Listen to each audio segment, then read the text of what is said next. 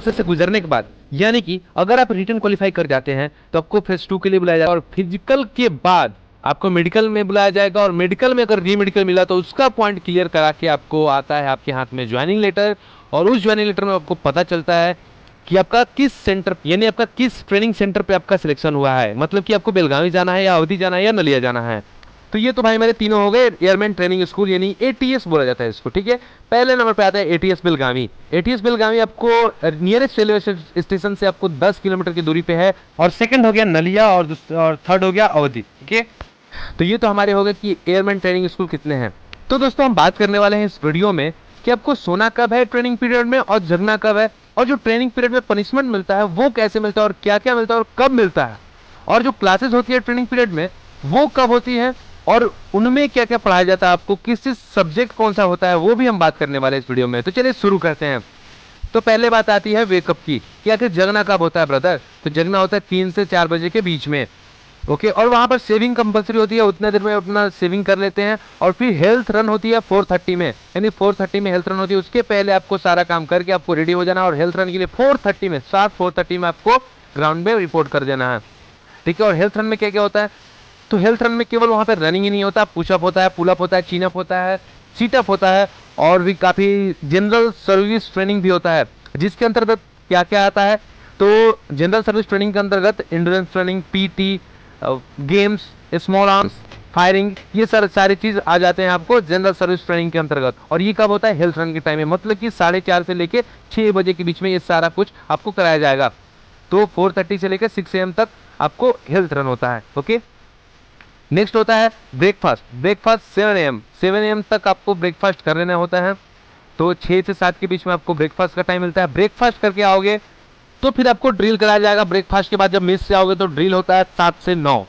तो 7 से 9 जब ड्रिल हो जाएगा तो उसके बाद आपको 1 घंटे का रेस्ट मिलेगा, लेकिन आप रेस्ट नहीं कर पाओगे, बस केवल नाम का रेस्ट है। उसी में आपको नहाना भी है, बाकी सब सारा जो काम आपको बाकी है वो सब करना है, ओके।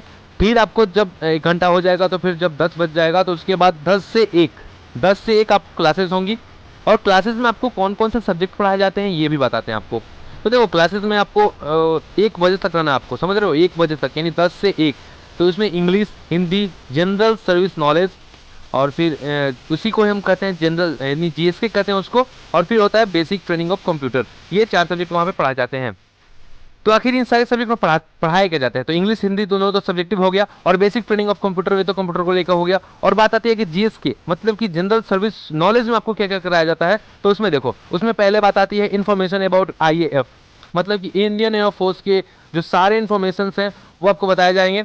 और फिर सेकेंड थिंग, इसका जो इतिहास है, एयरफोर्स का जो इतिहास है वो बताया जाता है कि कैसे क्या क्या हुआ था, कब क्या हुआ, ये सारा इतिहास वहाँ पर बताया जाएगा। फिर थर्ड में आता है कि लॉ एंड रेगुलेशन, मतलब कि वहाँ पे नियम और कानून जो है एयरफोर्स के वो भी आपको बताए जाएंगे। इसमें जीएसके के अंतर्गत ये सारा आता है। फिर आएगा आपको general aspects of health and hygiene, ठीक है। तो आपको हेल्थ और हाइजीन के लेकर आपको जनरल जितने भी एस्पेक्ट्स हैं वो सारे आपको बताए जाएंगे। और फिर आपको जो क्या क्या आपको एयरमैन के रूप में आपको क्या क्या क्वालिटीज होनी चाहिए ये भी आपको बताया जाएगा वहाँ पे, ओके। तो फिर ये सारे क्लासेस जब होते हैं तो इनका एक टेस्ट होता है। ये टेस्ट होता है, एक मिड टेस्ट होता है, मतलब एक बीच में टेस्ट होता है, और एक फाइनल टेस्ट होता है। अगर मिड टेस्ट फेल भी कर गए, लेकिन फाइनल टेस्ट फेल नहीं करना ब्रदर, ठीक है, नहीं तो बहुत दिक्कत हो जाती है, ठीक है। तो अगर मिड टेस्ट फेल कर गए तो कोई बात नहीं, लेकिन फाइनल टेस्ट जरूर पास करना है आपको, ओके। तो फिर अब बात आती है कि पनिशमेंट क्या होता है, ठीक है। तो पनिशमेंट हम लास्ट में, वो होता है लास्ट में एकदम सोने के टाइम पे पनिशमेंट मिलता है। तो फिर जब मान लो कि अब 1 बजे तक आप क्लासेस होंगे तो उधर से आओगे तो फिर आपको लंच का टाइम मिलता है। लंच होता है 1 बजे से लेकर 3 बजे तक। तो भाई जितने बजे आप लंच करके आ जाओ, उसके बाद जितना टाइम बचा वो आपका टाइम हुआ, ठीक है। उसमें वो आपको नहीं बुलाएंगे। 1 से 3 में आपको सारा काम कर लेना है, जितने बाकी आपको रिवीजन करना है रिवीजन कर लो, सोना है सो लो, जो भी करना है आपको 1 से 3 के बीच में आपको कर लेना है। लेकिन फिर जब 3 बजा तो आपको 3 बजे शार्प आपको ग्राउंड पे रिपोर्ट कर जाना है पीटी के लिए, यानी फिजिकल ट्रेनिंग के लिए आपको 3 से 5 बुलाया जाएगा। 3 से 5 आपको उसमें क्या क्या होता है, तो इसमें एक और चीज़ होता है, इसमें आपको शेड्यूल, जो इसका शेड्यूल है वो चेंज होता है, वीकली चेंज होते रहता है। मतलब कि मंडे और सैटरडे को ये गेम्स वहाँ पे होते हैं। और गेम्स में कौन कौन से गेम्स होते हैं, गेम्स में वॉलीबॉल हो गया, फुटबॉल हो गया, लॉन टेनिस हो गया, ये सब जो जितने भी पॉपुलर गेम्स हैं वो कराए जाएंगे आपको। और ये कोई बंदा मिस नहीं करना चाहेगा, क्योंकि गेम्स जब होती हैं तो वहाँ पे थोड़ा इंटरटेनमेंट का एक यही थोड़ा साधन हो गया, मतलब कि इंटरटेनमेंट यहीं से मिलता है, गेम से ही। ओके, तो ये सारा गेम्स प्रोसेस हो गया। तो ये 3 बजे से 5 बजे तक चलता है। तो 3 बजे से 5 तक पीटी हो गया। पीटी से जब आओगे तो 1 घंटे का आपको टी ब्रेक मिलेगा। टी ब्रेक करो अपने आराम से। टी ब्रेक करने के बाद तो फिर 5 से 6 टी ब्रेक करने के बाद आपको 6 बजे से लेकर 8 बजे तक क्लासेस होंगी, जिसे हम नाइट क्लासेस कहते हैं, क्योंकि 8 बज जाता है, इस वजह से वो नाइट क्लासेस के नाम पे वो कराया जाएगा। तो नाइट क्लासेस हो जाएंगी 6 से 8। फिर बात आती है कि डिनर कितने बजे होता है। तो जब क्लास से आओगे ना 8 बजे, तो फिर आपको डिनर के लिए जाना पड़ेगा। डिनर जाओगे, डिनर करोगे, वो लिमिटेड टाइम के लिए, जितना जल्दी डिनर करो उतना जल्दी आपके लिए बेहतर रहेगा। फिर डिनर करके आओ, वहाँ पे लाइट ऑफ होता है 10 बजे, और जो 8 बजे के बाद जो डिनर करके जितना जल्दी आ जाता है वो उतना अपना काम क्लियर कर लेता है। जो भी नेक्स्ट डे प्रिपरेशन है, मतलब कि नेक्स्ट डे के लिए सारा जो नोट्स प्रिपेयर करना है, नोट्स निकालना है वगैरह, जो भी शूज़ यूनिफॉर्म जितने तैयार करने हैं वो अपना उसी बीच कर लेते हैं। मतलब कि डिनर करके आए और जो 10 बजे लाइट ऑफ होता है उतने के बीच में आपको कर लेना पड़ता है।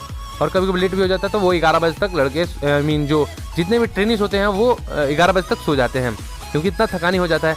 लेकिन एक बात और, कि जब मान लो कि कोई बंदा अगर बढ़िया से ट्रेनिंग नहीं कर पा रहा है या कुछ भी पनिशमेंट के तौर पर कुछ भी गलती कर देता है, तो उसको पनिशमेंट कब मिलता है?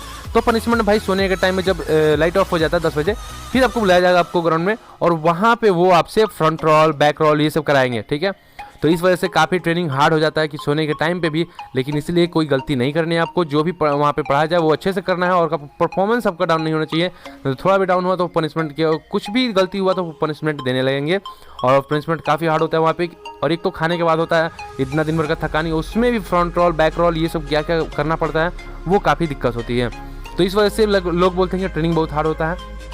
लेकिन एक बात है भाई, कि ट्रेनिंग भले ही हार्ड लगे, लेकिन जब ट्रेनिंग कंप्लीट होता है ना, तो जितने सारे हमारे जो रूममेट्स होते हैं उनसे बिछड़ने का गम ही एक अलग होता है। मतलब कि इतना 6 महीने तक बिना कोई फ़ोन किए वहीं बस हम उन्हें देखते हैं और वो हमें देखते हैं। बस हमारी दोस्ती इतनी पक्की हो जाती है कि वो जब जाने लगता है अपने ट्रेनिंग पे, तो